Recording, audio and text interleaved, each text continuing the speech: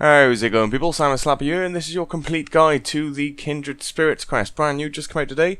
Skill-wise, you need 60 agility, 60 herblore, 60 crafting, and 60 smithing. You also need to have completed that Robber of Darkness Part 7 from Meg's Cases. Item-wise, there is absolutely no requirements whatsoever, although you should bring along some food and a ring of kinship. And if you die at the end of the quest, it is a unsafe death, so you will lose some items. But it's simply just running around for 120 seconds and not dying. So yeah, that's pretty much it. Bring some food and you bring a kinship along with you, and that is all you need for this bad boy. So let's get started, shall we? So for most of this quest there's going to be a lot of talking, so you pretty much just hold down the space bar. Besides that, there's not a lot going on at the end. The part where you can die, you've got to run through a cave trying to find the exit. You've got 120 seconds to do so, and there'll be rocks and stuff falling down as you're doing it, and if you happen to die there, as I said, it is an unsafe death, but we'll get to that soon enough. So to start this quest, you want to speak to Lindsay. You can find her in the Berthel little smithing area just south of the bank. Run through a chat and go ahead and accept the quest. Hold down that spacebar, spam through her chat once again. Once she's finished blabbering on, go ahead and home port over to Drainer Village.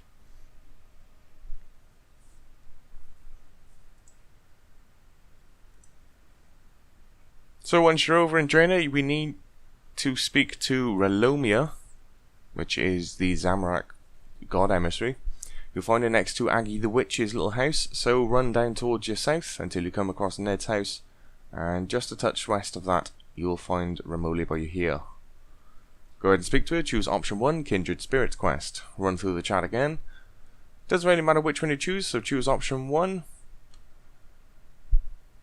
And then follow up with option 2, we'll save Sliske.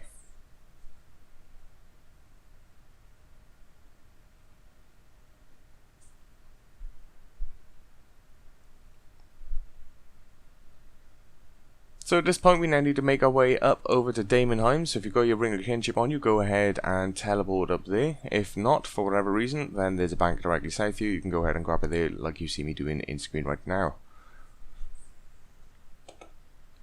So with your ring of kinship on, teleport up to Daemonheim.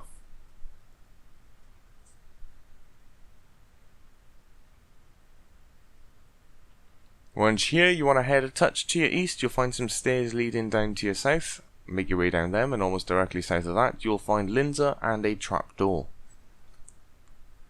So head east till you find these stairs, then run pretty much directly south and you'll run into Lindsay in this little house area right here. Go ahead and speak to her. Run through her chat, she'll tell you about the trapdoor and blah blah blah blah blah. Doesn't matter. Once you finish talking to her, go ahead and make your way down inside the trapdoor.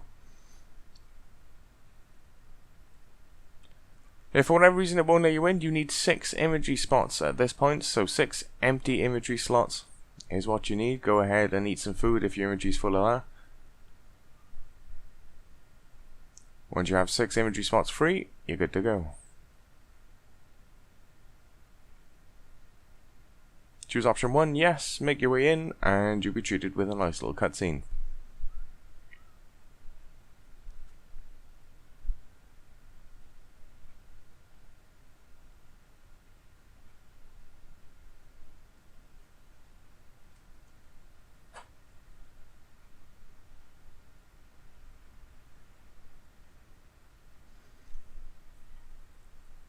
So once you regain control, you'll find yourself in prison with Sliske. Kind of weird, I know, but whatever.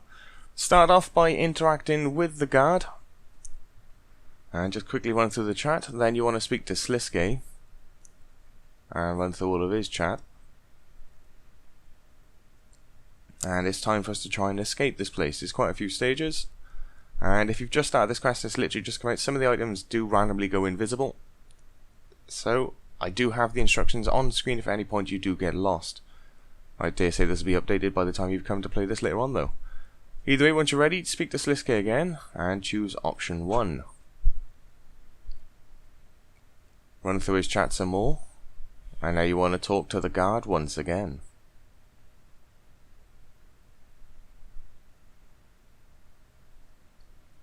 Run through the chat, he'll still straight up ignore you.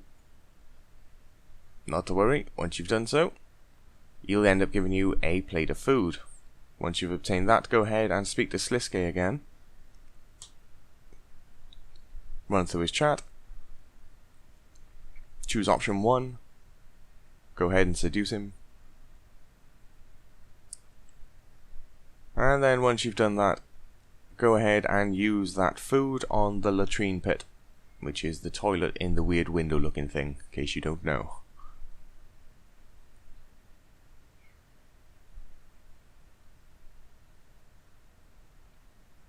So once you use it on that, you'll end up dumping the food down inside, and you will have a plate.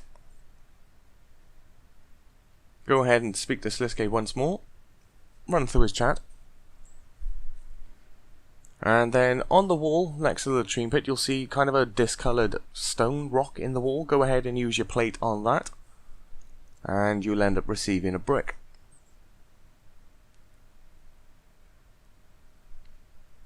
So with the brick and half a plate in hand, go ahead and use the half a plate on the brick itself. Then speak to Sliske. Once you finish talking to him, go ahead and use your new made blade on the bed inside the cell. You'll start hacking away at it and eventually receive some cotton. Go ahead and speak to Sliske again. You then want to use the brick on that bolt of cloth we just got. You then want to talk to Sliske.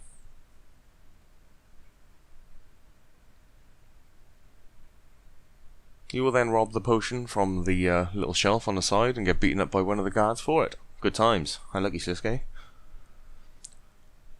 Once he's getting beaten up though, go ahead and interact with the guard, and you'll receive a bag of crystals.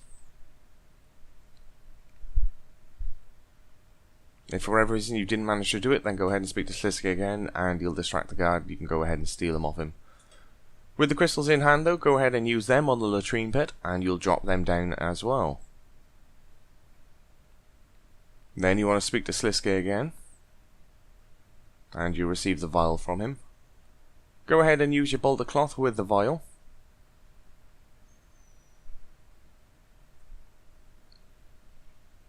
Then you want to use the bottle on the latrine pit.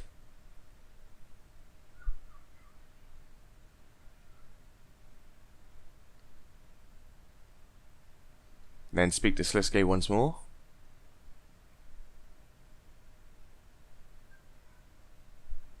You then want to use your bottle on the cell door.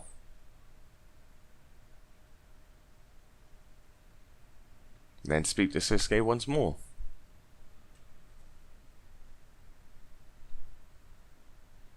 Once you do so, you'll find out this is basically just an elaborate hoax by Sliske. Good times. Either way, we've escaped from prison.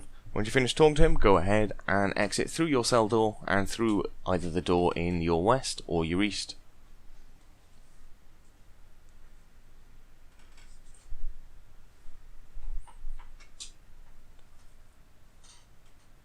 So as soon as you exit, you'll have another little cutscene. And everyone will be there, the Barrows brothers and all your little friends. And eventually Sliske will kill this bloke by you, poor bugger.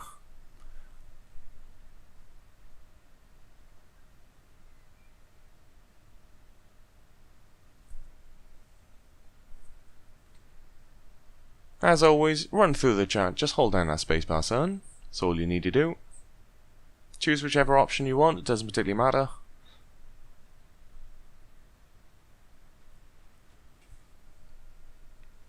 Sliske will disappear, and you'll eventually regain control of yourself. So now we've got to mess about with some of the Barrows brothers, starting off with Verac. So there'll be a giant ass coliseum right in front of you. Go ahead and make your way inside. To do so, just click on the steps towards the front of this little ramp here. And you'll make your way inside the little death trap where Verac's fighting a bunch of Saradon people.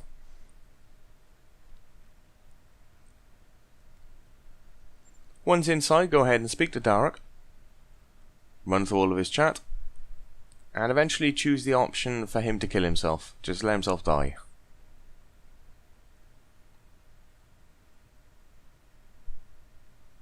Choose option 2, we need to do this. Option 2, why not let them kill you?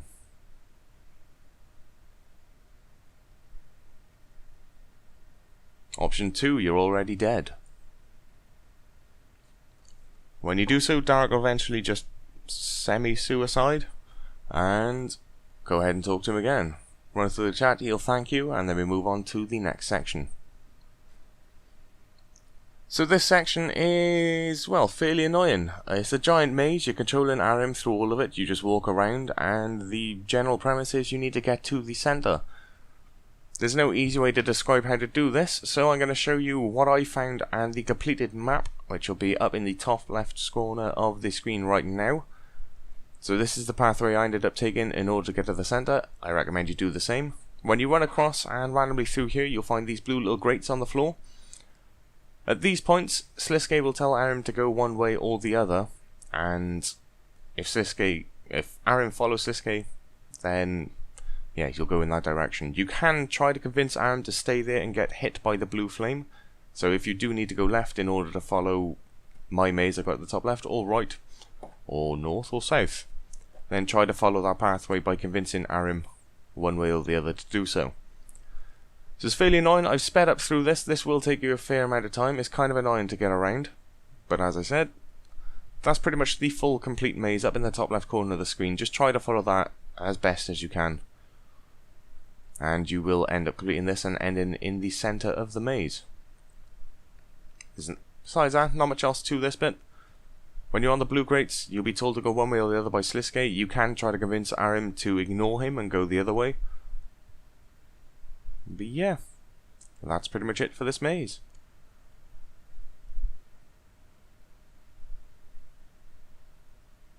Once you finally get all the way through, you'll have another little cutscene.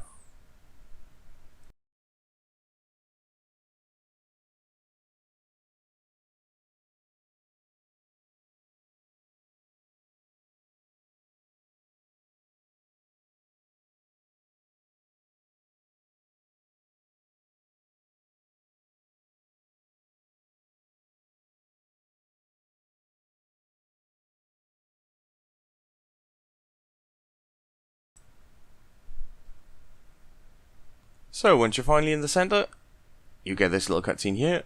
Potentially could just throw you straight back outside into Daemonheim like it does to me right here. There's nothing to worry about, just go ahead and re-enter the trapdoor if this does happen to you, and you'll start off from the cutscene. So quickly run through the chat, none of your options particularly matter here, so you can go ahead and choose whichever ones turned you on. And we'll move on to the next little section.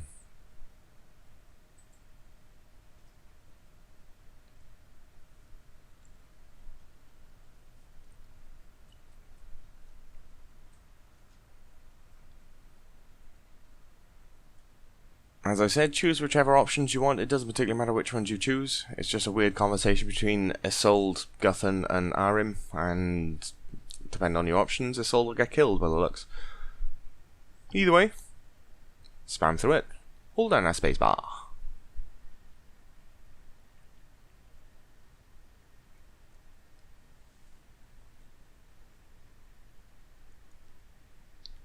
So eventually, once you've finished it, you'll appear here. And you'll have this little section to do with good old Verac. Or Verac, should say. So go ahead and enter the doorway right next to you. You might have to turn your camera angle all the way around in order to actually enter, because it's weird. But once you're inside, you'll find Verac up these stairs by here, being kind of split apart by the two god statues. Go ahead and speak to him. Run through his chat. And you want to grab the Saradomin key to start this off. So go ahead and choose option 3, I need the Saradomin key. Spam through his chat, choose option 1. And keep choosing option 1 until eventually you get the Sara key. Essentially you're cutting Verac open and stealing the key from inside his body. Tasty!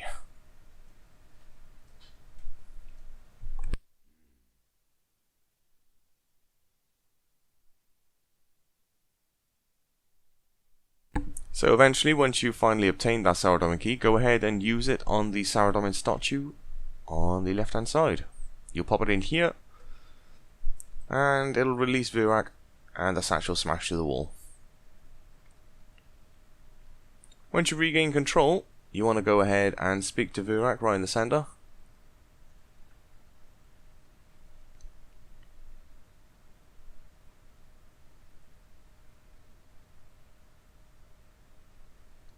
run through his chat, and eventually you'll just go straight into the next room. So once you're in Sliske's little hideout right by here, on the table you'll find books.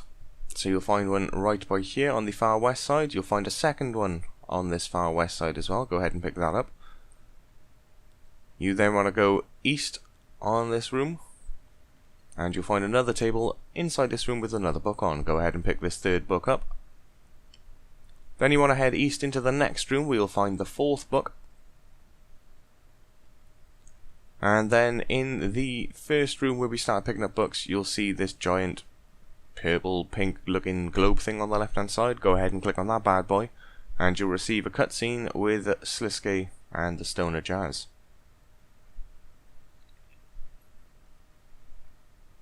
So it's in this room here. You'll see it on the far left hand side right now. Go ahead and click on this and receive your cutscene. Then you'll find out Sliske is taking some orders from Super Secret Man number A.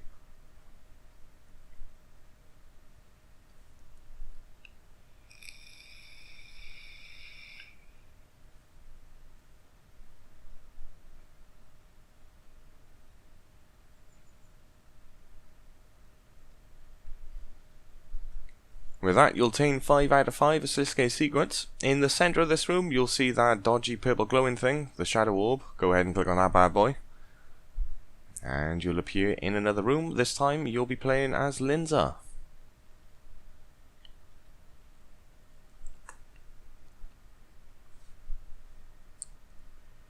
So essentially in this room, Guthon will be in some dodgy ball at the top of this ramp. There'll be a switch there. You pull it, someone dies, but blah blah blah, whatever. Once you eventually obtain control of Linza, go ahead and speak to Ahrim right next to you, run through his chat for a little bit. Then you want to head to the western side of the room and speak to Major Mary. And run through all of her chat.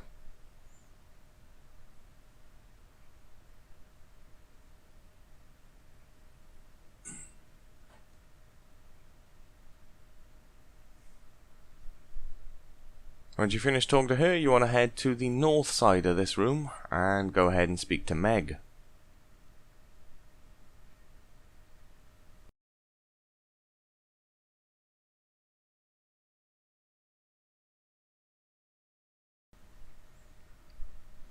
Run through Meg's chat, same as usual. Just hold down that spacebar. And once you finish finally talking to Meg, on the south side of this room you'll see that little switch. You'll find it underneath Guthon in his giant hamster ball.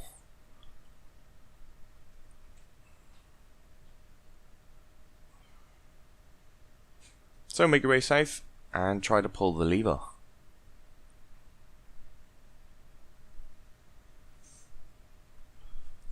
Hold down your spacebar, and once you're given an option, choose option 3, investigate the lever.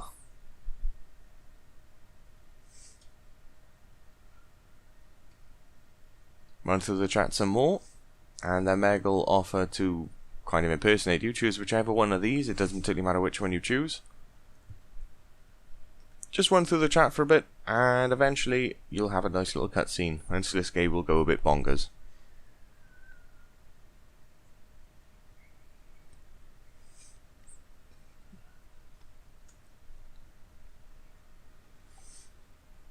So just run through the chat and enjoy Sliske going a bit crazy. And this basically leads us to the final section of the quest that's coming up. This is the only part in this quest where you can potentially die. And if you do die, it is an unsafe death, so all the items on you will be lost on death. But it's fairly straightforward. Essentially, you'll be thrown into a little cave, and you've got to run through this cavern and try to escape, much like when you pick up the Barrows chest inside Barrows itself and the ceiling starts falling down on you. Same principle. The only difference is the stones that will fall down and hit you can potentially stun you, so you want to make use of anticipation to just prevent stuns in general for a few seconds, and then freedom in order to escape from being stunned. The cave system itself isn't particularly huge, and it's fairly straightforward in order to escape. You'll start in the far northwestern corner of the cavern. You essentially want to go down to the far southwest corner. There'll be a rope there, go ahead and pull it, and some rocks will fall on your head because of it. And then just a touch to your east will be the other pair of ropes which you can climb up. and that should lead to your escape. There is a third rope up towards the far northeast corner, although I'm pretty sure that is also a fake. So I'm pretty sure you need to pull down the southwestern rope and then the south central rope.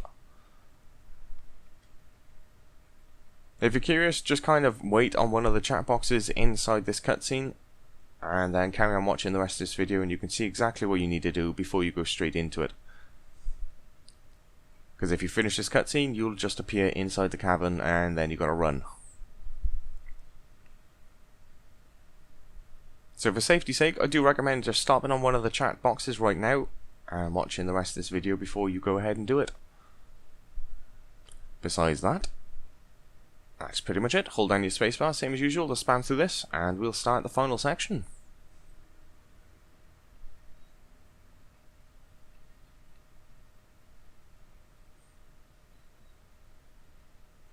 So once you regain control, you'll be inside this cavern. You'll start in the northwest, so make your way almost directly to your east straight away. Make use of anticipation to try and limit the amount of stuns that can hit you. All of these doors are locked, so there's no point trying to go through them. If you happen to get stunned, then make use of freedom. Run directly to your east till you see these two doors here, then run directly to your south. Once you've run south as far as you can, you then want to head down to your west.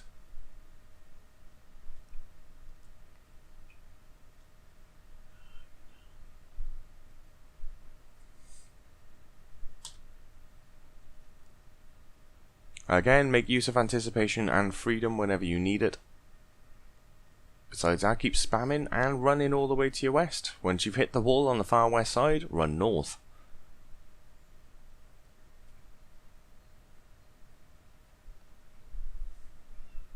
And eventually you see this rope right back here in the middle of this little room. Go ahead and try to pull it. Some little window should pop up saying the rope has collapsed the ceiling on top of you. No problem at all. Heal up if you need it. Use anticipation, freedom to move, and you'll see the rope just a touch to your east. Right next to that doorway there. Go ahead and click on that, and your character will automatically run all the way through in order to get to it.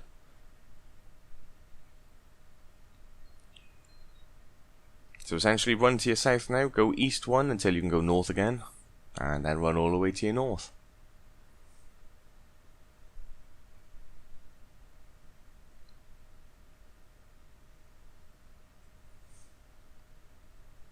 Climb this rope and you will escape.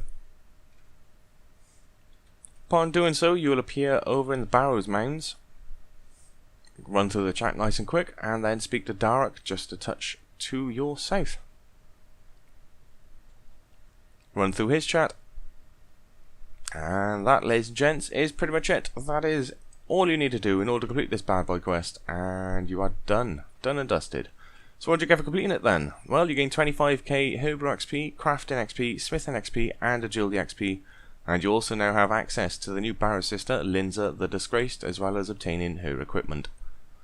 And there we go. That is it. Quest completable. Good luck. Till next time, catch you all later.